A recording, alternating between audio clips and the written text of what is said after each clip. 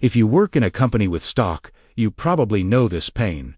The warehouse says one number, the accounting system says another number, and nobody trusts the reports anymore. In this video, I want to explain why your inventory almost never matches your accounting, and how systems like 1C, Enterprise, think about this problem. First, let's separate two ideas: physical stock and accounting stock. Physical stock is simple. It's what you can count on the shelves: boxers, pallets, items in your warehouse, in your store, or maybe even in your car.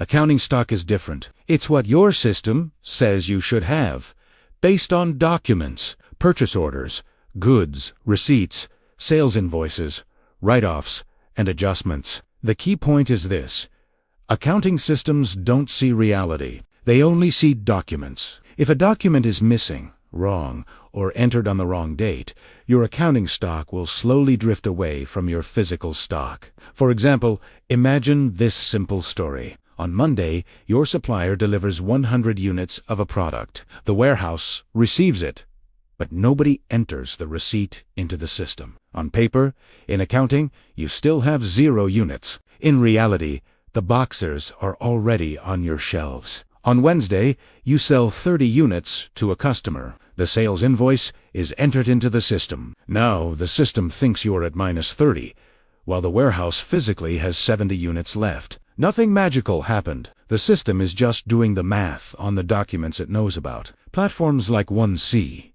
Enterprise, are built around this idea. Every movement of stock must be backed by a document. Goods, receipts, internal transfers, sales, returns, write-offs, and inventory counts all create entries in the system. When people say, "Our inventory is wrong," most of the time the real problem is document discipline. Some documents are not created at all. Some are created late. Some are created with the wrong date, the wrong quantity, or the wrong warehouse.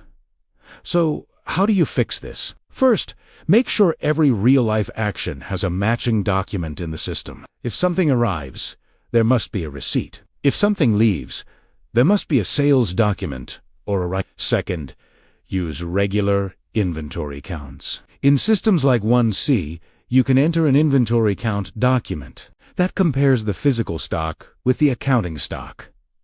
The difference becomes an adjustment, surplus, or shortage. Third, train people to understand the flow. Warehouse staff, accountants, and managers all need to see that they are looking at the same process from different angles. When the document flow is clear, your accounting numbers become a mirror of reality, not a random guess. On this channel, KodYaz 1C and ERP Explained, we will look at more real-life scenarios like this and show how systems like 1C handle document flows, inventory, and reports. If this was helpful, consider subscribing for more short, practical videos about 1C and ERP in real companies.